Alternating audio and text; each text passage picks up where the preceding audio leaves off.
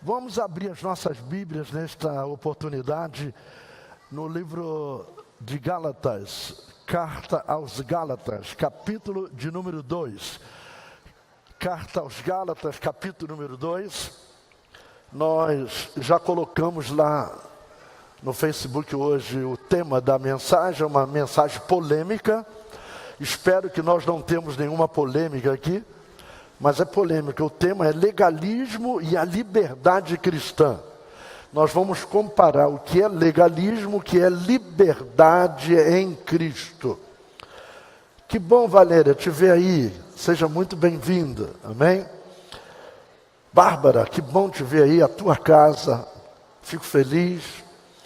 Que bom ver todos vocês aqui, Ricardo e os demais irmãos aqui presentes. Gálatas capítulo 2, verso 1 a 6, assentados mesmo, vamos começar a ler. Depois, passados 14 anos, subi outra vez a Jerusalém com Barnabé, levando também comigo Tito, e subi por uma revelação e lhes expus o evangelho que prego entre os gentios, particularmente aos que estavam em estima, para que de maneira alguma não corresse ou não tivesse corrido em vão.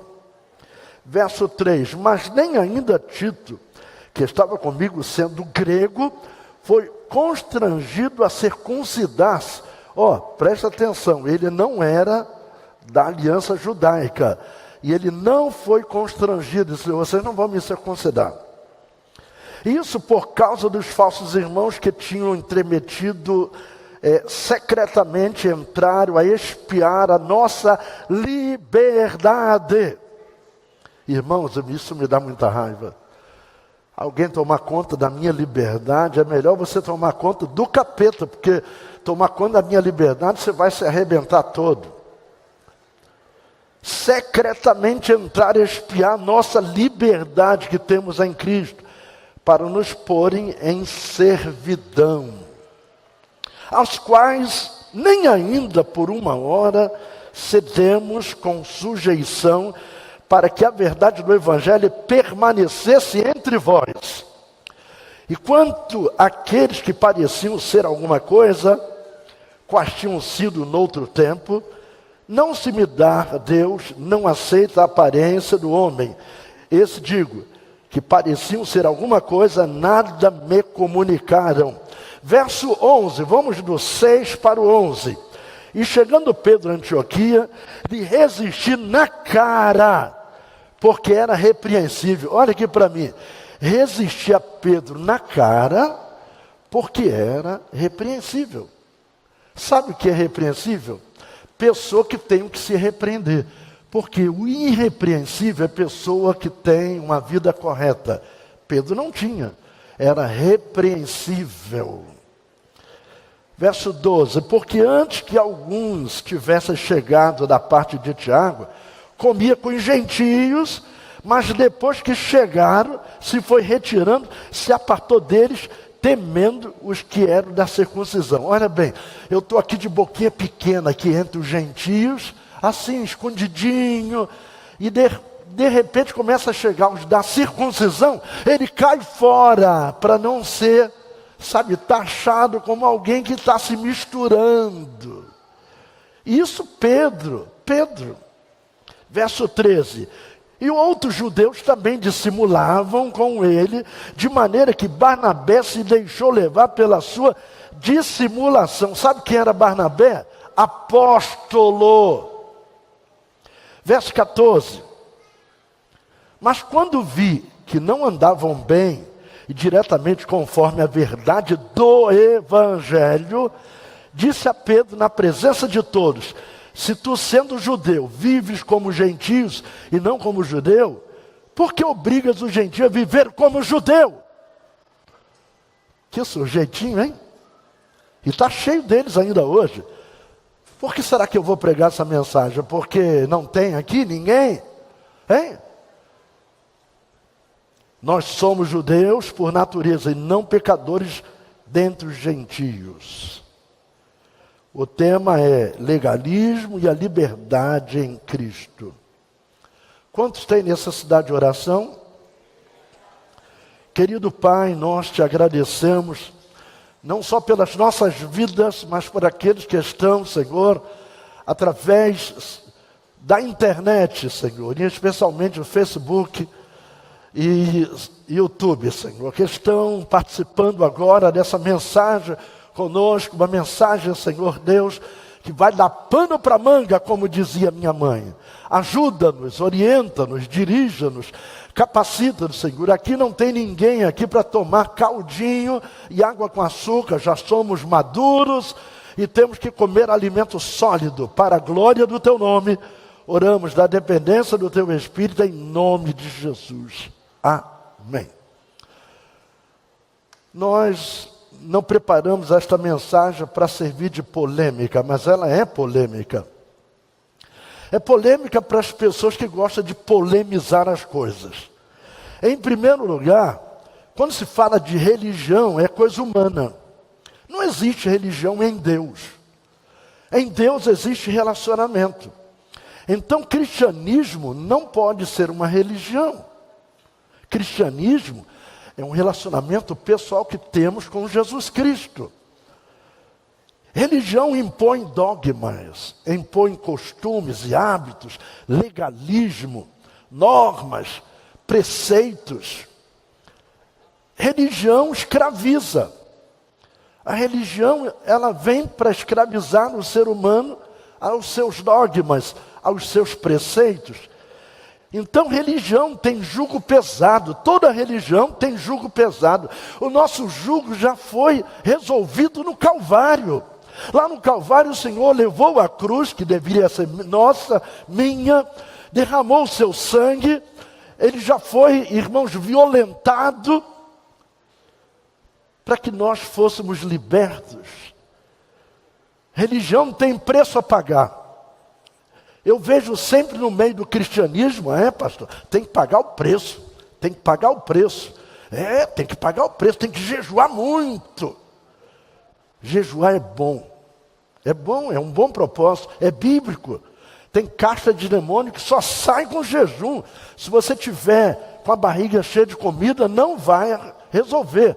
Mas quando você está em jejum, a carne está sacrificada, a carne está subjugada. Então você pode falar com autoridade. Eu sei, mas acontece o seguinte, esse negócio de ter que pagar o preço, tem que fazer isso, tem que fazer aquilo, menospreza o sacrifício do Calvário. Quando eu tenho que humanamente pagar preços, o sacrifício já não tem tanto valor, porque o valor é o preço que eu tenho que pagar. Eu tenho que pagar um preço muito alto, tenho que subir a escadaria da penha, tenho que andar de joelho, tenho que fazer e acontecer. Veja no texto em apreço aqui, os crentes judaizantes, eles criam que Jesus como Salvador, eles criam nisso.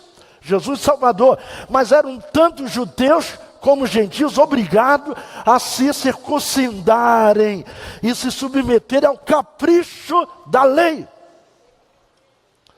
Os irmãos, para quem não sabe o que é circuncisão, é como uma cirurgia que se faz na criança, quando a criança tem um biquinho de chaleira no pintinho, então se faz a cirurgia de fimose. O médico corta em volta aquela pele no prepúcio. E no caso de Jesus, ele foi circuncidado ao 8º dia, porque era lei.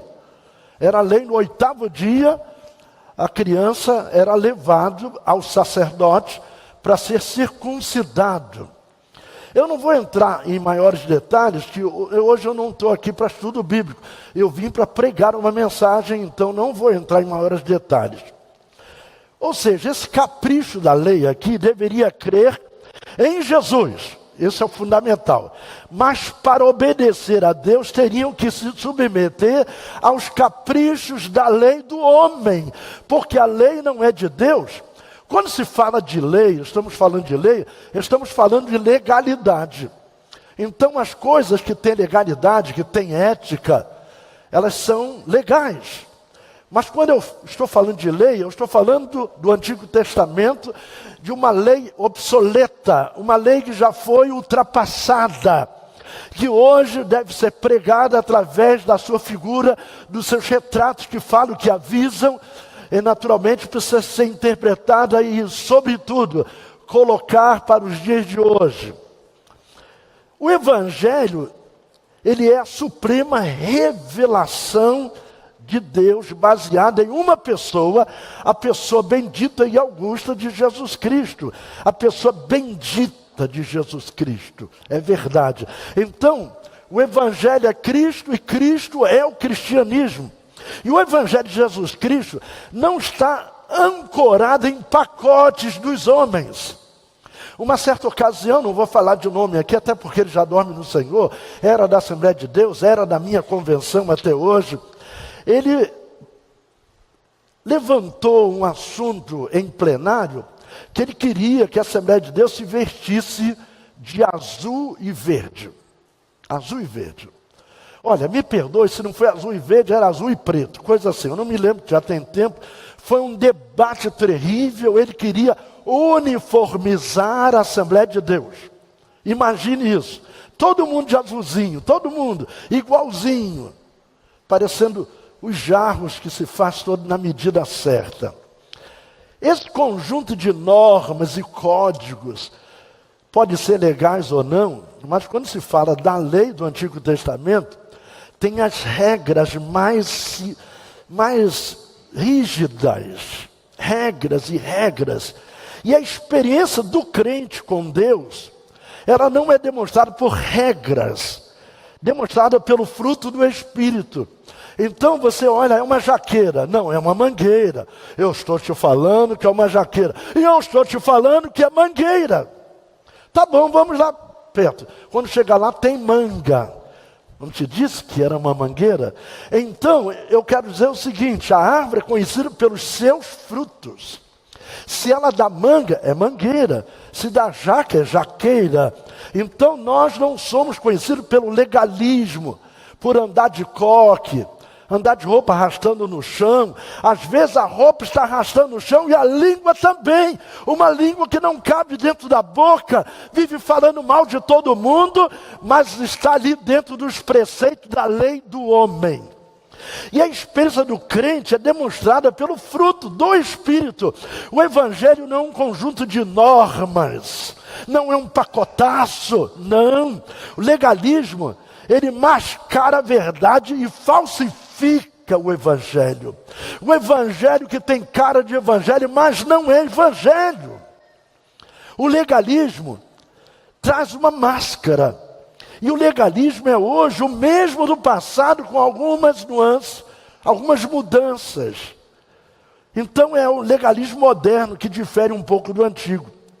Exemplo, em Deuteronômio, no capítulo 22, verso 5, diz assim: não haverá traje de homem na mulher. Presta atenção nisso. E não vestirá o homem veste de mulher, porque qualquer que faz isto, abominação é ao Senhor Deus. Esse texto isolado, lendo isoladamente, ele faz parte de um contexto altamente injusto e irreal para os dias de hoje. Primeiro, roupa de mulher não tem o formato masculino. Roupa de mulher, não importa qual seja, o formato é feminino. Concordam os irmãos? Pode dizer amém? Então, toda lei sem misericórdia não passa de tirania. Por que lei sem misericórdia? E porque se é para valer a lei, nós vamos ter que viver essa lei na bucha. E tem uma coisa, eu vou falar sobejamente hoje. Se você observar um ponto da lei, você vai viver pela lei. Não pode observar um ponto e depois desprezar o resto. Se você observar um ponto da lei, você vai ter que viver pela lei. E aí hoje vocês vão ficar sabendo aqui de coisas tremendas da lei, que você que quer defender um ponto precisa viver aquele também. Eu disse que a mensagem era polêmica, porque se é para viver, tem que viver de verdade. Exemplo, Deuteronômio, no capítulo 21, verso 13 em diante, diz assim: quando um homem tomar mulher e entrando a ela, isso aí é sexo, a aborrecer, O que é aborrecer? Hebraísmo. Ou seja, entrando a ela, tendo sexo com ela, mas depois desgosta dela. Entendeu? Aborrecer significa não amar. E lhe imputar coisas escandalosas contra ela. Divulgar má fama, dizendo: tomei esta mulher e me cheguei a ela, porém não a achei virgem. Veja só, que defamação desgraçada. Quem mais que precisa saber se ela é ou não é virgem? E o pai da moça dirá aos anciãos: eu dei minha filha por mulher a este homem, porém ele a aborreceu. Significa, ele não amou. E eis que lhe imputou coisas escandalosas, dizendo: eu não achei virgem tua filha, porém eis aqui os sinais da virgindade da minha filha. Estenderão o lençol diante dos anciões da cidade. Olha para cá. Os lençóis brancos. E se sangra, se tem sangue, é porque a moça é virgem. O dono, ou seja, o pai da moça, pega o lençol e abre diante da comunidade e diz assim: aqui a marca da virgindade da minha filha. Está aqui a marca. Agora presta atenção como é a legalidade, hein? Veja só, a lei. Então o ancião da mesma cidade tomarão aquele homem e o castigarão. No mínimo uma boa surra vai dar nele. Mas não fica só aí não, hein? Não fica só aí. E o condenarão em 100 ciclos de prata e o darão ao pai da moça, porquanto divulgou má fama sobre uma virgem de Israel. E lhe será por mulher, e em todos os dias da sua vida não a poderá despedir. Ó, show, carta de divórcio. Divórcio era legal naquele tempo. Nesse caso aí, defamou a moça, vai viver com ela para sempre e não pode dar carta de repúdio. Ou seja, divórcio, não pode. Lei, é isso aí. Tu casou, meu filho, está casado, acabou. Foi defamar a moça e caiu nas malhas da lei. E a lei do Antigo Testamento não é brincadeira não, irmãos. Porém, se este negócio for verdade, que a virgindade se não achou na moça, agora tem o outro lado da moeda. Então, levarão a moça à porta da casa de seu pai, e os homens da cidade apedrejarão com pedras até que morra, pois fez loucura em Israel, prostituindo-se na casa de seu pai.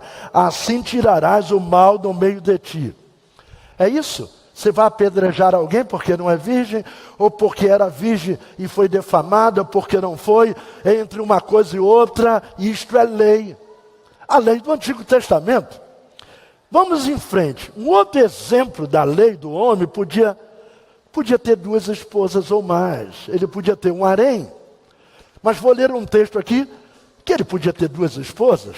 É a lei. Você quer a lei? Viva na bucha, arranje mais uma mulher. Deuteronômio 21, verso 15 diz assim: quando o homem tiver 2 mulheres, uma a quem ama e a outra a quem aborrece, ou seja, uma ele ama e a outra ele não ama, e a amada e a aborrecida lhe derem filhos, aí, irmãos, a coisa pega. Na lei, o filho desobediente tinha que ser apedrejado. E aí? Como é que vai ficar? Vamos viver a lei na bucha? Ou vamos viver só uma partezinha da lei e abandonar todo o resto? Olha o que diz Deuteronômio 21, verso 18 e 21. Não estou cansando vocês porque eu estou oferecendo a leitura. Quando alguém tiver um filho, quanto mais significa o sujeito está sempre rebelde.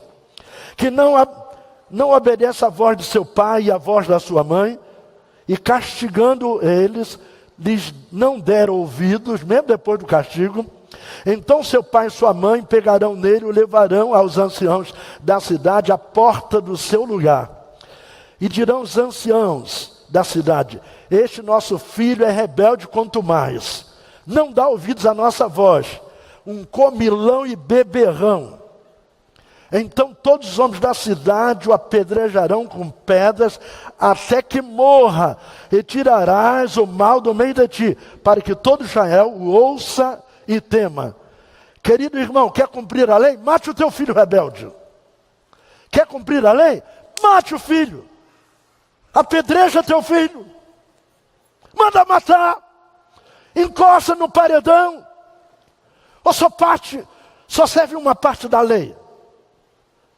Aquela que fala de roupa masculina e feminina. É isso? Eu vou me aprofundar um pouco mais. Cumprir a lei do Antigo Testamento, no mínimo, é menosprezar a nova aliança, selada com o sangue do Calvário. Gente que vive dentro de uma medida, dentro de uma coisa, tomando conta da vida dos outros. Ah lá, estou vendo. Vai com um binóculo tomando conta, de repente tropeça, quebra a cara. Tem gente aqui que come carne de porco, não tem? Fala a verdade, irmãos, eu como. Quem é aqui que come carne de porco aqui? Levante a mão. Irmãos, a carne de porco assadinha, aquela costelinha de porco assadinha, nem cachorro come, porque não sobra para o cachorro. A gente come tudo, come aquela costelinha assadinha. Olha só, mas se você quer seguir a lei na bucha, não coma carne de porco. Levítico capítulo 11, verso 7.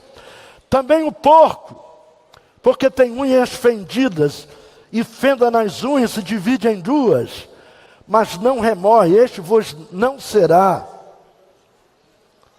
para ser comido. Agora, aí tem um outro lado. Quer seguir a lei na bucha? Ao dar à luz, a mulher ficaria imunda por 7 dias. Imunda. Levítico 12, verso 1. Falou mais o Senhor a Moisés. Fala aos filhos de Israel, dizendo: se uma mulher conceber e tiver um varão, será imunda 7 dias. Assim como um dos dias da separação da sua enfermidade será imunda. No 8º dia, a criança era levada ao sacerdote para a circuncisão. Levítico, no capítulo 12, verso 3. No dia 8º, se circuncidará ao menino na carne do seu prepúcio. Interessante que a circuncisão não era uma coisa exclusiva dos judeus, sabia disso? Havia muitas outras nações que tinham o hábito da circuncisão. Acontece o seguinte, eu vou falar numa linguagem cuidadosa. O membro masculino, ele tem uma pele que pode ser, ela é retrátil, ela uma vez puxada, ela vai ventilar aquela área chamada prepúcio. E uma vez ventilando, ela está esterilizada.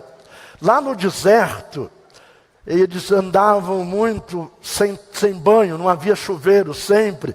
Então criavam um líquido chamado esmegma, que aquilo colocado na mulher criava bactérias e doenças, e as mulheres morriam de bactérias. Então, quando o homem circuncidava, aquela área do seu pênis ficaria esterilizada, porque ficava ventilada, e uma vez ventilada não criava bactérias. Então, ela servia como um agente sanitário. Por outro lado, no sentido espiritual, a circuncisão era como uma marca do povo. Assim como o fazendeiro tem uma marca que coloca no boi. Hoje está mais fácil, eles colocam na orelha do boi, ali uma etiqueta. Mas antigamente era ferro na brasa, encostava no lombo do boi, aquilo queimava, o boi sentia uma dor desgraçada, e quando alguém via aquela marca, sabia quem era o dono daquele boi. Na Segunda Guerra Mundial, Hitler prendeu um judeu que era americano, e ele disse: eu sou americano, vocês não podem fazer, eu sou americano. E Hitler mandou tirar as calças dele, verificar, e ele era circuncidado e foi morto. Foi morto como se fosse judeu.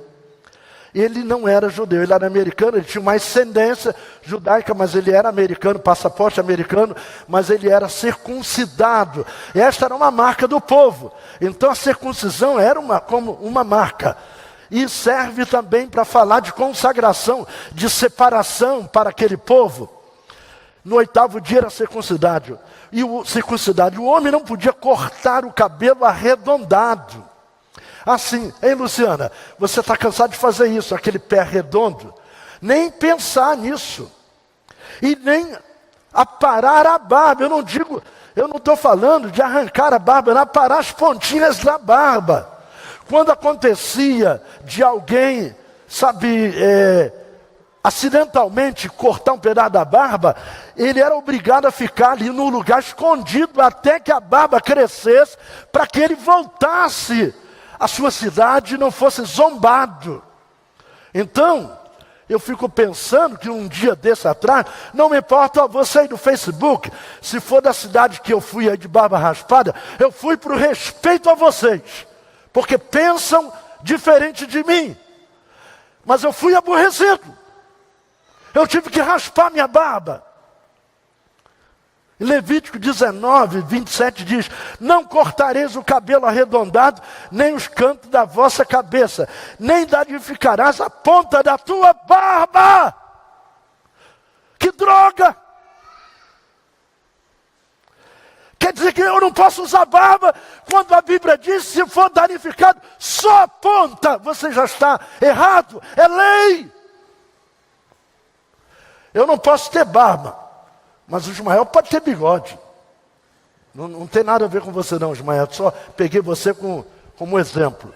O bigode pode, a barba não. A mulher, quando raspa as axilas, para alguns pastores, ela está em pecado. E se ela falar, e por que o Senhor raspa a sua barba? Ele vai ficar sem saber o que dizer. Ele vai dizer o seguinte: é porque o cabelo das axilas foi colocado por Satanás, pelo capiroto. Agora a minha barba foi dada por Deus, e eu raspei. Qual é a resposta, Davi, que ele vai dar? Eu já não estou nem mais aceitando convite para ir pregar fora, que chegar lá eu vou ter que me violentar, raspar minha barba. Sabe, minha barba que eu acho... Em Levítico 19, 27 fala isso. Querido, eu sou julgado por usar a barba. Vocês estão me vendo aí pela internet? Está vendo o meu rosto aí? Eu sou julgado por isso. Sabe por quê? Analfabetismo bíblico. E hoje o tema é polêmico, mas você vai ficar sabendo a verdade. A lei da barba era igual para os sacerdotes. Os sacerdotes. E vocês acham que Jesus fazia barba? Ele nem fazia barba, nem aparava os cabelos, porque ele era nazireu, de berço, de ventre. Quantos anos ele vivesse, quanto a barba ia crescendo, quanto o cabelo ia crescendo. Paulo proibiu o crente da nova aliança a se circuncidar. Olha bem, aqui não estou falando de judeus ou não judeus. Ele proibiu aos crentes da nova aliança a se circuncidar. Quando o teu filho nasce, na hora do banho, você vai puxando a pelezinha do pintinho dele para trás, para não ficar com um biquinho de chaleiro e ter que fazer cirurgia de fimose amanhã. Paulo proibiu os crentes, porque teriam que cumprir toda a lei.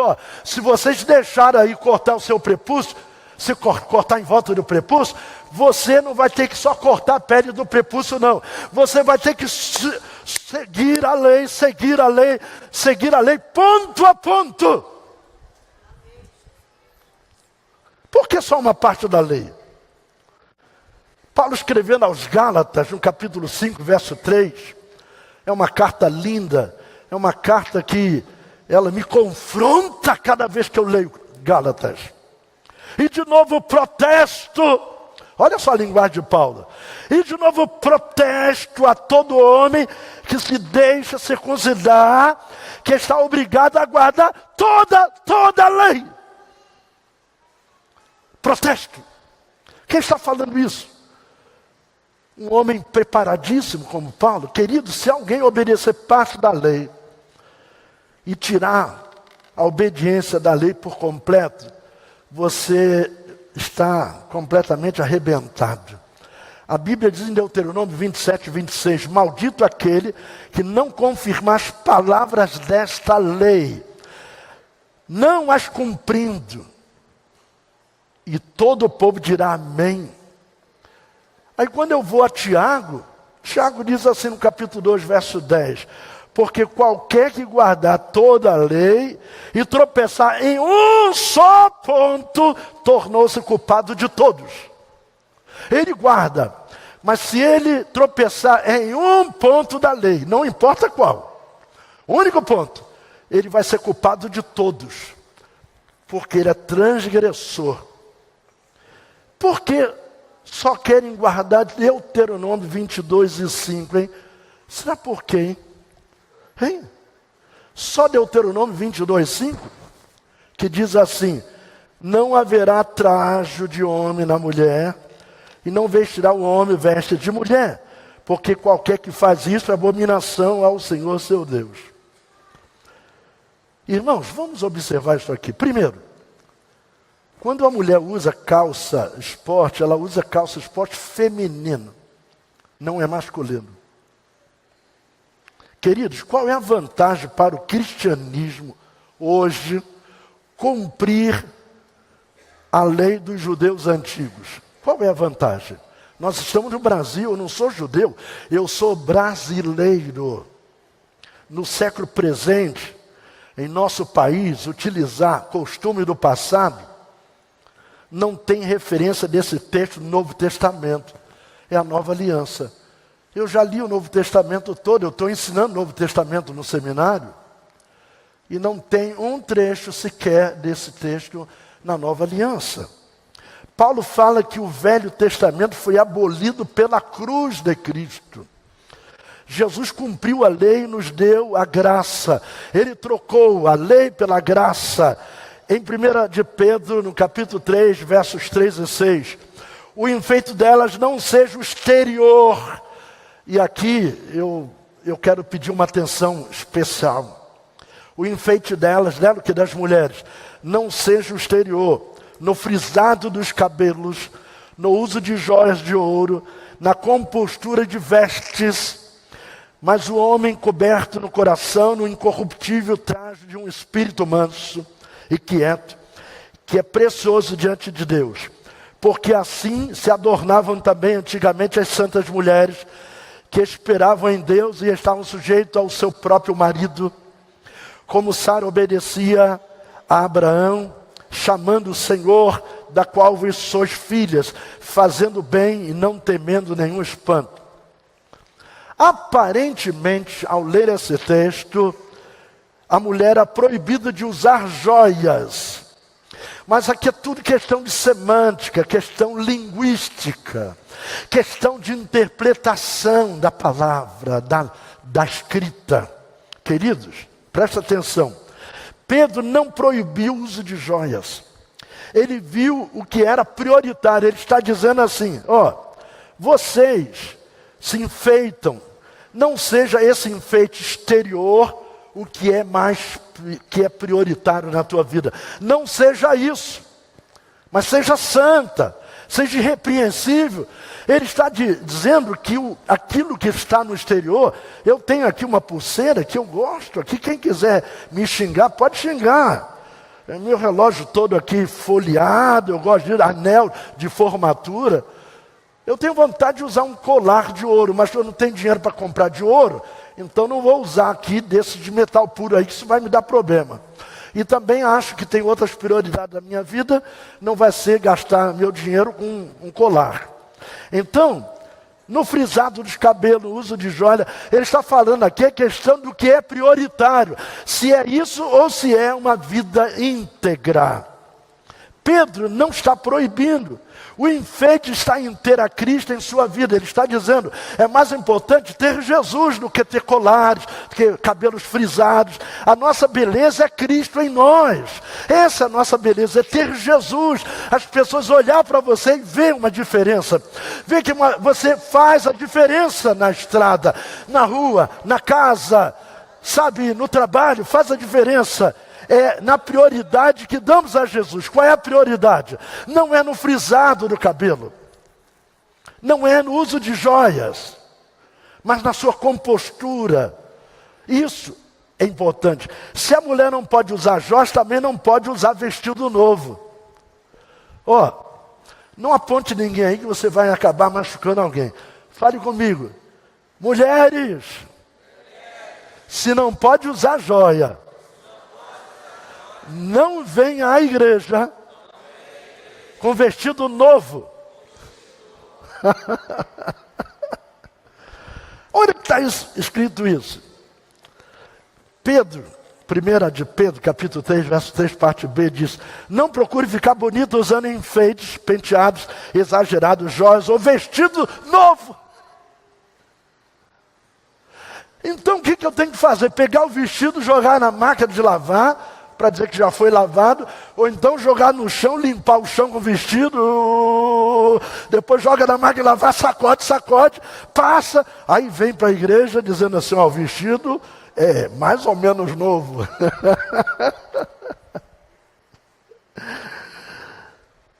Pelo contrário, a beleza de vocês, aí olha só, numa versão moderna, pelo contrário, a beleza de vocês deve estar no coração, pois ela não se perde. A beleza não se perde quando está no coração. Ela é a beleza de um espírito calmo e delicado, que tem muito valor para Deus. Olha só que coisa bonita. Então, você pode usar o vestido novo. E pode usar as joias também. Mas se não pode usar as joias, não pode usar vestido novo.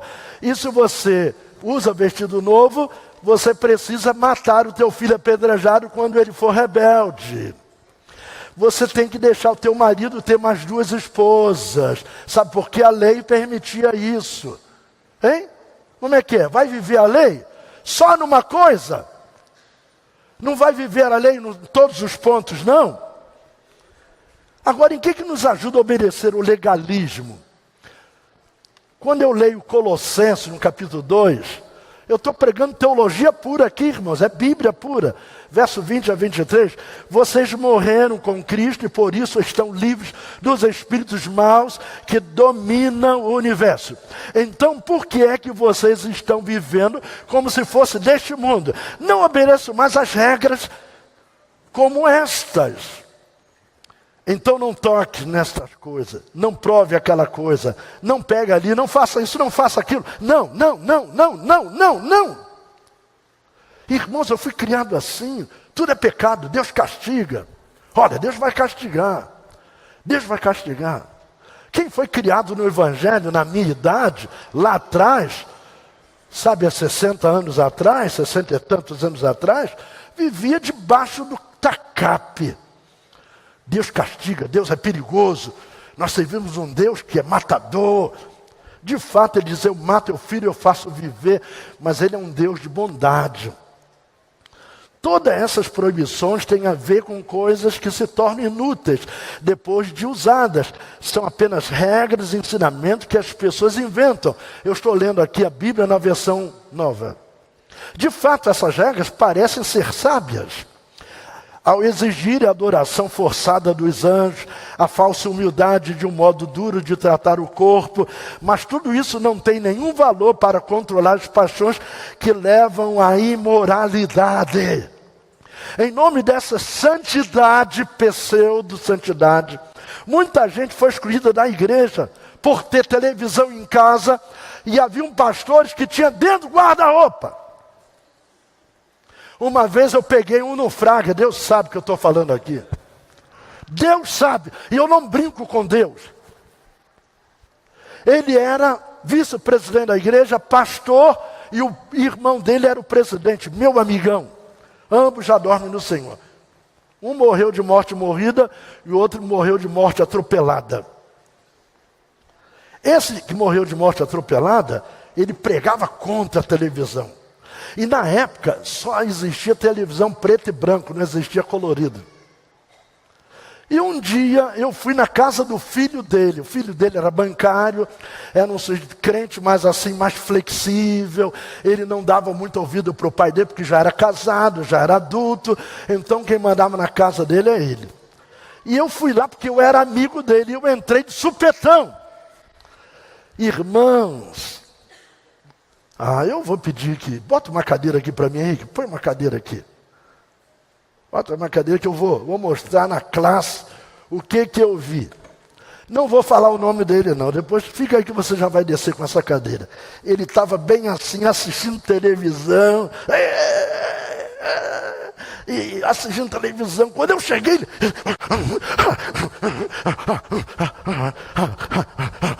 Sou santo, santo, sou santo, santo, santo. Oh, isso foi por acaso, você me viu isso? Por acaso, obrigado. Foi por acaso. A televisão é coisa do diabo. Televisão é coisa do diabo. Irmãos, que sujeito mais leviano desse mundo, na igreja pregando uma coisa e vivendo outra. E tem gente que vive tomando conta da vida dos outros. Em nome dessa falsa santidade, esses pastores colocou muita gente no inferno. E que hoje, eu digo hoje, no sentido figurativo, já tiveram um programa na televisão e até irmãos espalhados pelo Brasil afora.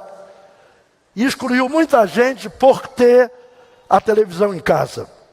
Olha o que Paulo escreveu aos Gálatas, capítulo 5, verso 4.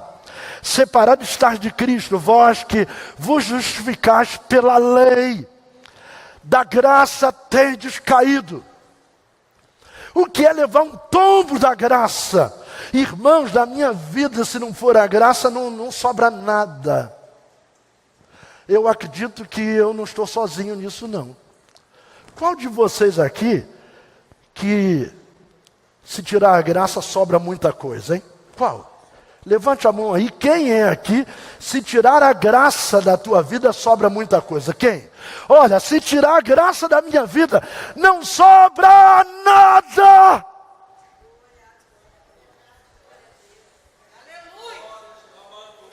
É a graça, pela graça, é a graça do Senhor, é o favor divino, derramado lá na cruz do Calvário, o seu sangue, é o sacrifício dele. Eu não fiz nada, eu não faço nada, eu não pago nada, de graça, de graça, de graça. Uma outra característica do legalista é a intromissão na vida alheia. Uma vez, nesse púlpito aqui, quando tinha cadeiras aqui, não vou dizer o nome dos protagonistas, teve um pastor que falou para o outro assim, olha aí a tua filha, rapaz. Olha, vê se é modo de vir para a igreja. Aí o pastor que estava sendo ali acusado, que a filha dele estava mal vestida para vir na igreja, aí ele fala assim para o outro que estava acusando, e a tua filha? Ah, minha filha é filha do diabo. Ele toma conta da vida dos outros, mas a dele não. Vocês sabem que teve gente agora semana que ficou catalogando, tentando descobrir quem é daqui que foi ver o Rock in Rio. Eu vou logo dizer, a minha neta quis ir. E foi. O que eu tenho a ver com a minha neta? Eu tenho um amor de avô, mas eu não tenho comando sobre ela. Tem pai, tem mãe, e conhecem a verdade. Se deixou ir porque quis deixar, e eu não tenho nada a ver com isso. Já criei a filha, não vou criar a neta. Neta, quem vai criar é o pai dela. E eu não tenho que tomar conta da vida de ninguém, eu não tenho que viver... Irmãos, se eu começar a tomar conta da vida dos outros, o meu arado vai andar torto. E eu vou cair num buraco, porque, olha, eu estou olhando para trás, não estou vendo onde eu estou andando, porque eu estou tomando... Caiu. Não tem que tomar conta da vida de ninguém. Sabe, de maneira que cada um de vós dará conta de si mesmo, diz Paulo aos Romanos 14, verso 12, ninguém vai dar conta da minha vida a Deus. Eu sou responsável pela minha vida a Deus. Você dará conta da sua própria vida a Deus, ninguém vai dar conta. Pastor, mas que mensagem maluca é essa aí? Sabe, a mensagem que eu conheço na Bíblia é a mensagem do confronto. A razão do legalista é submeter as pessoas ao seu próprio capricho, ao seu próprio estilo de vida. Uma certa mulher falou assim: pastor, eu tive um sonho. Não foi para mim não, foi para um outro pastor. Qual foi o sonho que você teve? Eu tive um sonho que as mulheres, que Deus falava para mim, que eu tinha que usar manga aqui, e usar saia assim, assado, cabelo longo, não podia parar, não podia fazer tinturamento no cabelo e tal. E o pastor falou assim: minha irmã, você tem certeza que esta visão é de Deus, que teu sonho foi Deus que falou? Absolutamente, pastor, tenho certeza absoluta. Ok, então tá bom. Eu vou te falar duas coisas para você nunca mais esquecer. Número 1, o dia que eu ver você fora dessas condições, eu vou te disciplinar. E número 2, o dia que você passar isso para alguém aqui, eu vou te disciplinar. Ela saiu canhém. Sabe por quê? O que ela queria é colocar as pessoas naquele crivo. Isso é ideia de legalista. Toma conta da vida alheia. Veja o que diz Paulo aos Coríntios, no capítulo 10, a primeira carta, verso 31. Portanto, quer comais, quer bebais ou façais outra qualquer coisa, fazei isto para a glória de Deus. Tomar conta da vida alheia é um grande paradoxo na vida do crente, irmãos. Nós não fomos levantados para isso, sabe por quê?